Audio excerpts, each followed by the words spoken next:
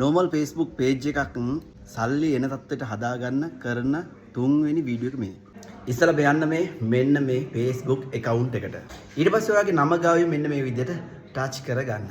ඊට පස්සේ මෙන්න මෙතන තියෙන තිත් තුන ගාවින් ටච් කරගන්න. මෙන්න මේ තියෙන tune on කියන එක ඔබන්න. ඊට පස්සේ මෙන්න මෙතනින් එන නිල් පාට බටන් එක නැවතත් ඔබන්න. දැන් ඇවිල්ලා තියෙන ඔයා නැවත next කරන්න. මෙතනෙමුත් ගිහලා නිල් පාට බටන් එක ඔබන්න.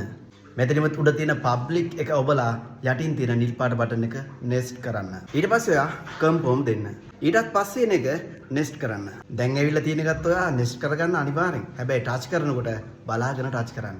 නැවතත් ඔයා මෙතනින් ඇවිල්ලා තියෙන next බටන් එක ඔබන්න. නිල් පාටින් ඇවිල්ලා තියෙන to professional dashboard කියන එක නැවතත් ඔබන්න. ඔයාට එනම් මේ වගේ දෙයක් එයි. එහෙනම් වැඩේ සාර්ථකයි කියලා හිතා ගන්න.